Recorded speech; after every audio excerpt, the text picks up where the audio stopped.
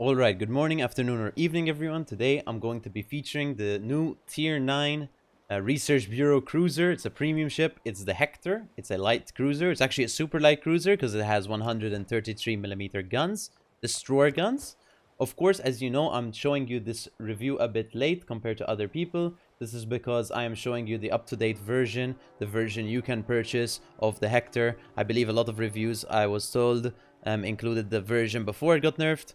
But just to mention the nerfs as to what got nerfed from those reviews to this one, the detection nerf, detectability range by sea increased from 10.5 to 11.6, detectability range after firing in smoke 4.6 to 5.3, and Hydra acoustic search consumable became the British destroyer Hydra search consumable, so similar to that one present on British destroyer. So from 5 km hydro it went down to 3 km hydro range, but of course you got longer duration on the hydro. So you basically got a concealment nerf and a hydro nerf. That's pretty much what you got on this.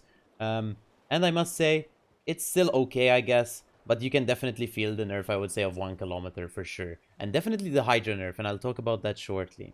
But anyway, so here's the Hector. I think we should start off with the armor layout. By the way, before we do, it is available for, if we go check out in the armory straight away, go into Research Bureau here. You're gonna go into ships. I did buy it myself, of course, because we do not get gifted Research Bureau ships. I bought it myself for 46,000 research points. So here it is. Here's what it looks like in the Research Bureau section. It's down here next to the Paolo. It's second cheapest Research Bureau ship in the game.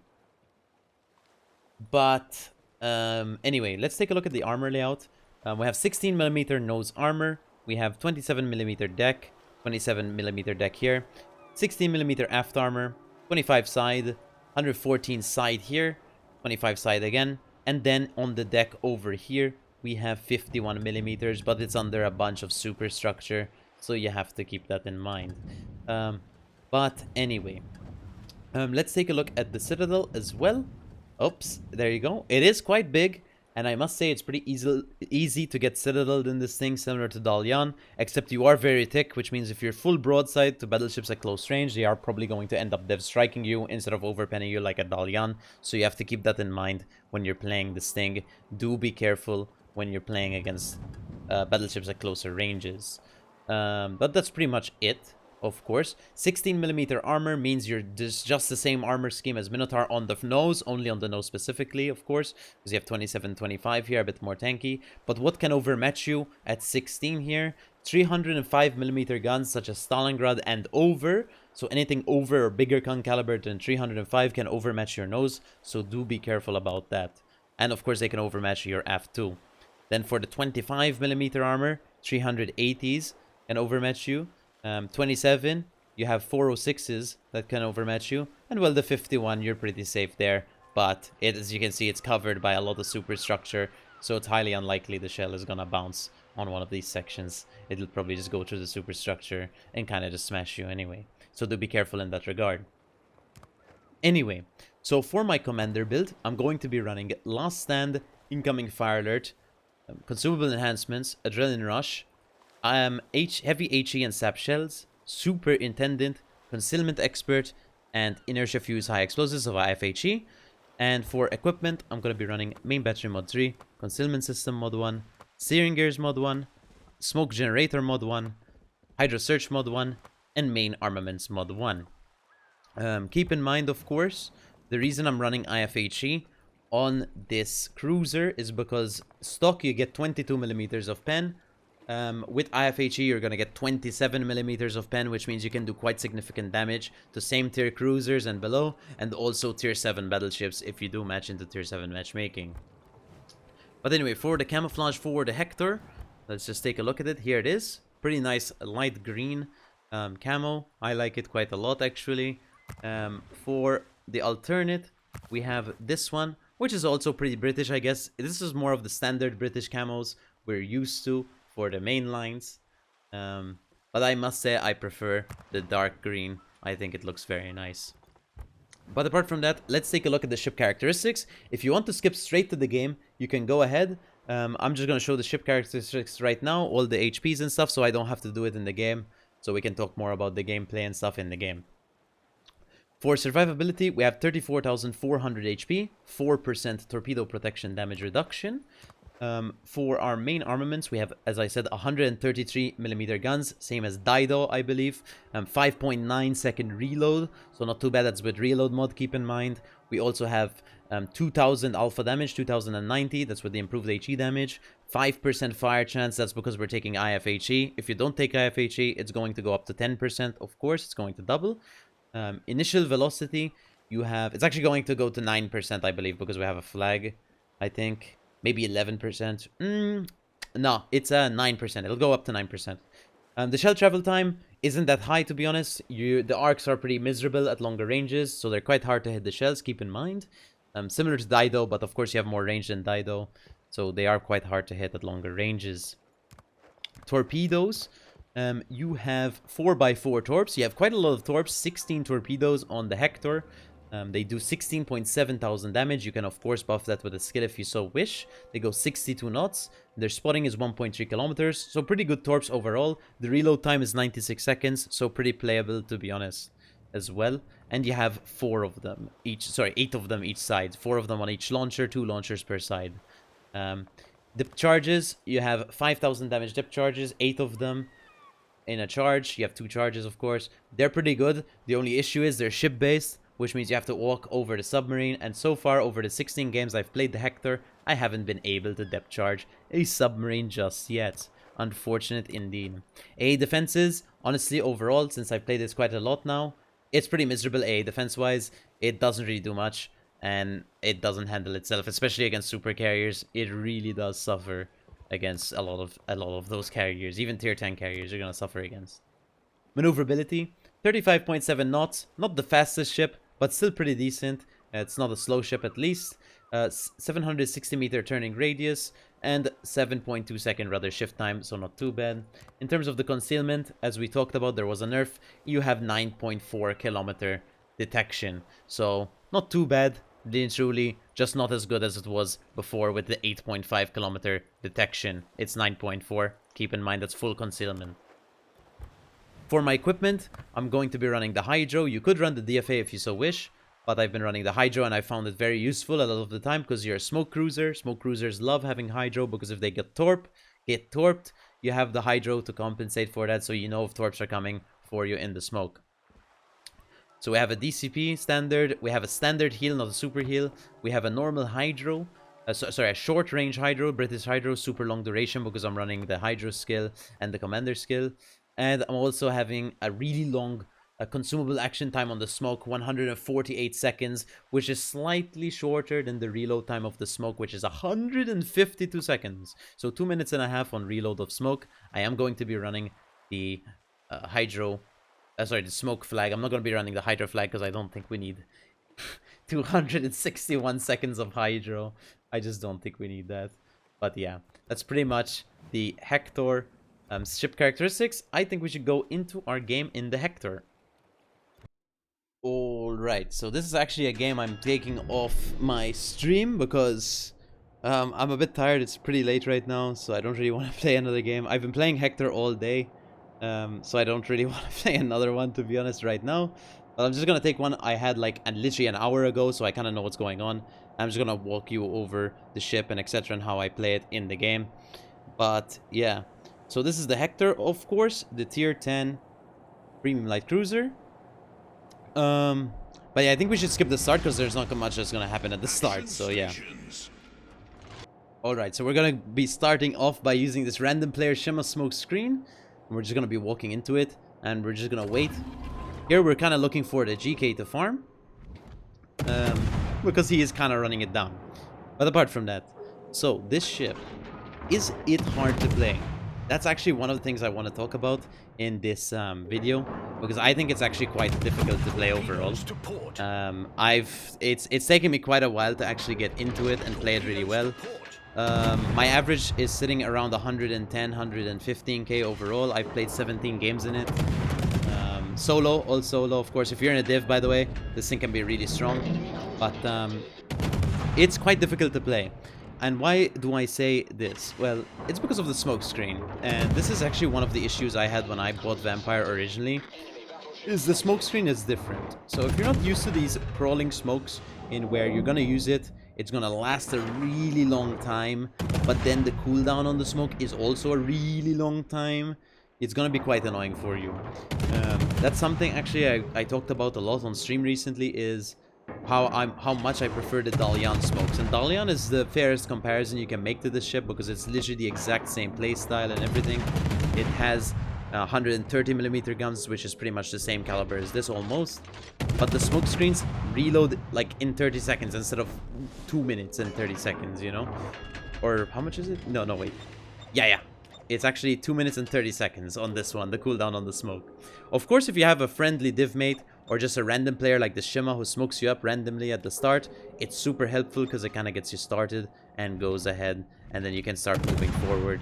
And of course, we're still dark because of the daring smoke in front of us. We can start helping with the gearing. You can do quite a lot of damage to destroyers. This is why I say it's also really good against with divs, sorry, because if you have, let's say, a USS Black division mate or Friesland or something with long range hydro or a Z46 or something, you can dominate pretty much almost everyone. You can do a lot of work with your div mate. But if you're playing solo like me, you have to try to use teammates. You have to try to use islands a lot.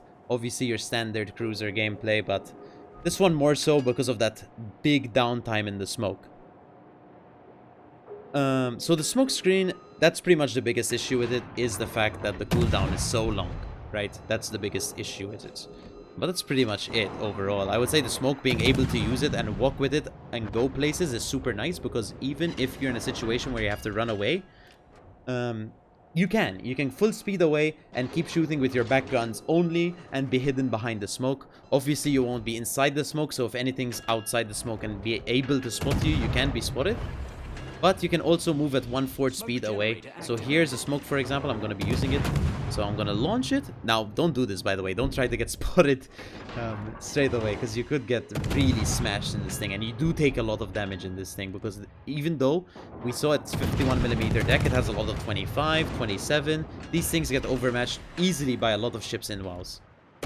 And you see me being concerned here about the Stalingrad over there. I am quite concerned. I'm going to launch some torps here. As we know, we have 8 torps per side. So yeah, you pretty much just sit in the smoke, and you're moving at 1/4 speed, so it's super easy to move like this. But this is not the issue, right? The issue is we have to pre-plan in 1 minute and 43 seconds where will we be. Like, we need to be in a position where we're going to be safe from the Stalingrad, from the Yamato, from the Azuma. We need to be in a position where we're behind an island, basically. Or in a place where we won't get spotted. The thing is, you want to be behind an island, because even though you have a 2 minute and 30-second cooldown on your smoke, you still want to be shooting whilst that cooldown is going away, right? You don't want to be just for 2 minutes and 30 seconds, you're not allowed to play the game. I don't recommend sitting in the open in this thing, because it's huge. Compared to like a light cruiser, I mean, it is huge. It's like almost, I wouldn't say it's like playing a Neptune, because Neptune's also pretty big. But it's pretty big. It's like playing, let's say, an Edinburgh or something. Maybe slightly bigger than an Edinburgh. And it also doesn't feel too maneuverable, by the way. 760 meter turning radius isn't the best. But, I mean, it's still playable, of course. But anyway, so we're planning to be behind these rocks when the smoke is done. We want to do that because we want to keep shooting. Of course, we might land some torpedoes here, which could add on to our damage, which is super nice.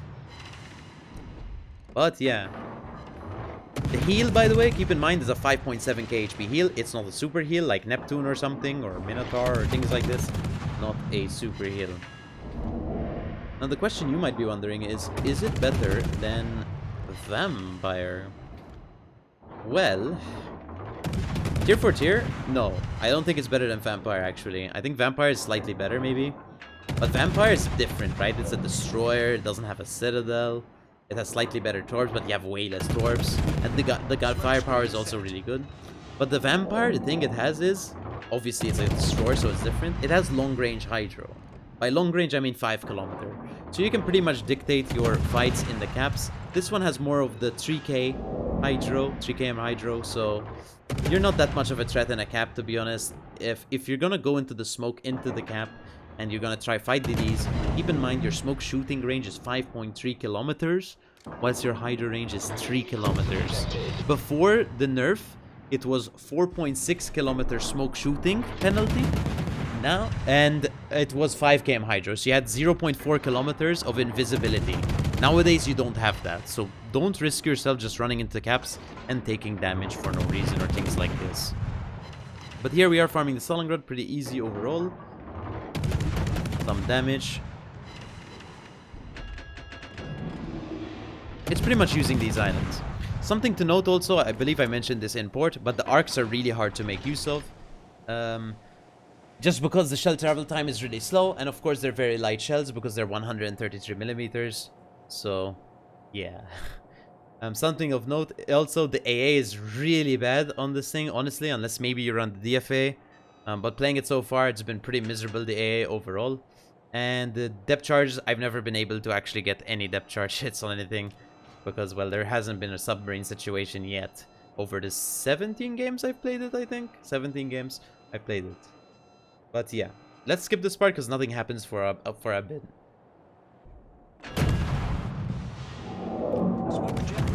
Okay, so we're gonna use smoke here because we're spotted. There's a free GK to farm. We're up to 121k damage. 4 torpedoes, a citadel, 2 citadels actually, both on the small ends, so pretty cool.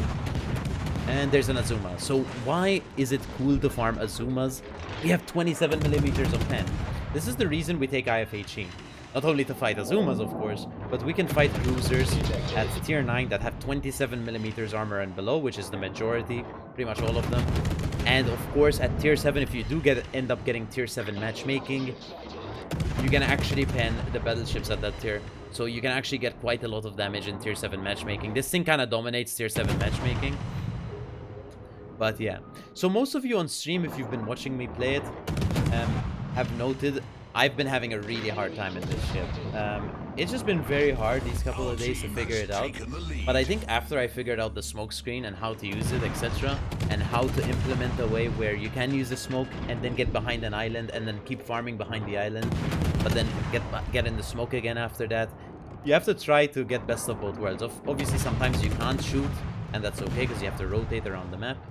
But the way you're meant to be playing it, like I said before, is using the smoke. When the smoke is done, you get behind an island, etc. But you have to always plan these things 17 minutes in advance. Now here you're gonna see how quickly I lose my HP, by the way.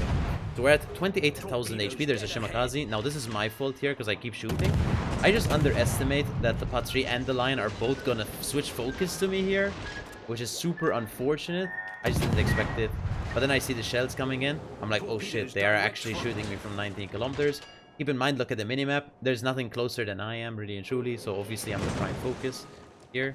Here, what I should have done was slow down in the smoke and crawl towards the Shima. That's what I should have done. But instead, I rely on me going dark. And, well, there's no point because the CV is about to spot me anyway. Plus, I'm going to use my main guns on the Shima anyway to finish him off. But it's not actually the battleships that end up killing me. It's the Shima Torps, and that's because I slowed down.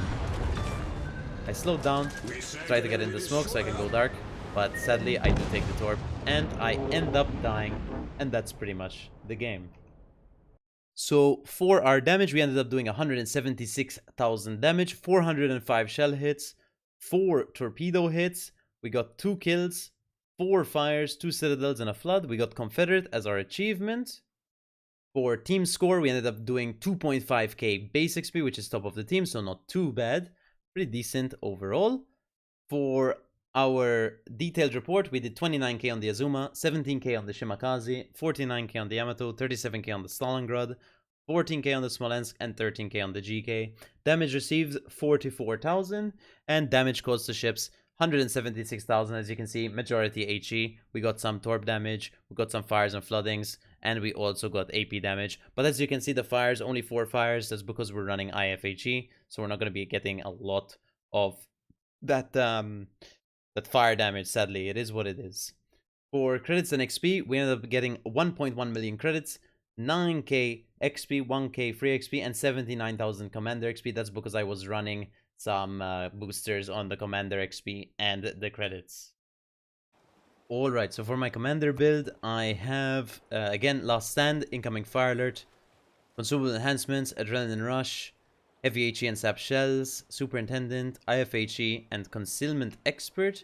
In terms of my equipment, I have Main Battery Mod 3, Concealment System Mod 1, Steering Gears Mod 1, Smoke Generator Mod 1, Hydra Search Mod 1, and Main Armaments Mod 1. For my Commander build, by the way, for the first skills you should be taking, Last Stand first, then you should take Consumable Enhancements, and then probably AR, and then Concealment, then Superintendent, then IFHE, then Heavy HE and Sap Shells. I feel like that would be the way. And then in terms of my statistics, in the Hector, if I can find them really fast for you guys. Hector. I always suffer to find them. Found it. So I only have a 59% win rate. It was 60% before my last game of the night. It is what it is. 59. It was actually 63% sadly, but it's now down to 59%. Is what it is. 17 games played, 110k average damage. So sadly not too high, but it is getting higher and higher slowly. But yeah, that's pretty much my statistics. That is an honest representation of them. Now the question is, do I recommend you guys get the Hector? Is the question you might be wondering. And I must say, it is a very hard ship to play. It's not easy to play. If you're ready for the commitment of getting used to a new type of smokescreen, of course, if you have never played the smokescreen before, if you've played the smokescreen type before from Vampire, Pert, Haida, you're gonna know how it works. Mysore, maybe. You're gonna know how it works. Maybe you're more comfortable with it. You can take it pretty easily. But for those of you guys who are getting into this, thinking it's gonna be a walk in the park, it's gonna be the same thing as, for example, a Dalian or a Sejong or some of these ships like that. No, just be careful. It is not like that. You can't open water as much with it. It doesn't have the armor Sejong and Jinan have, for example. But your smoke does last a long time. Just keep that in mind. So it is quite hard to play, but I've gotten used to it after around 15 games. My stats are improving slowly. I have gotten used to it. So I am enjoying it way more and more, slowly. In terms of recommending it, well, there's obviously your other alternatives you have to think about. So let's go take a look at the armory and check our alternate options. What alternate options do you think there could be to a Hector? So we have Hector, of course. I'm just going to talk about the similar ships, to be honest. Vampire 2 is quite similar to Hector. Very similar. It could be another option you could get. Pretty good ship overall. Another option, which you might think is not similar, but it's quite similar, is Colbert. Colbert has destroyer guns as well, but it has incredible DPM and has the ability to open water. Now, the thing with Colbert is it requires way more skill because of that open water and the lack of smoke, but the incredible amounts of DPM does make up for it. Vampire, on the other hand, you get to keep the smoke, and you also have a longer range Hydro. Plus, I believe it's just easier to play because of that lack of Citadel, to be honest. And you can also contest caps a bit more than the Hector. Hector, on the other hand, still quite good, but just a bit harder to play, to be honest, overall. It is tier 9. Tier 9 isn't having the best of spots right now. I wouldn't say it's bad right now, tier 9. But obviously, you're going to have to face super ships, right? So you have to keep that in mind. Does this thing do well against a Condi? No. Does it do well against an Annapolis? No. But what tier 9 does, really and truly? None, right? So that's kind of the unfortunate reality we have right now with the Hector. So do I recommend it? I can't just give you an honest answer. If you like the gameplay that I showed you today and you think you can manage it slowly, sure. If you think it's too hectic, maybe it's a bit too hard for you, probably not. Don't get it. If you don't like the Smoke Cruiser gameplay, just avoid it. Maybe you just wanted to watch a review. But that's pretty much the video, guys. I hope you enjoyed the video of the Hector. If you have any questions, do leave them in the comments below. And of course, I believe the next video I'm going to be doing is on Sun Yat-sen. So just, I think that's going to be posted tomorrow, but no promises. I'll try my best. Big fan, and I'll see you in the next video, guys. Big fan.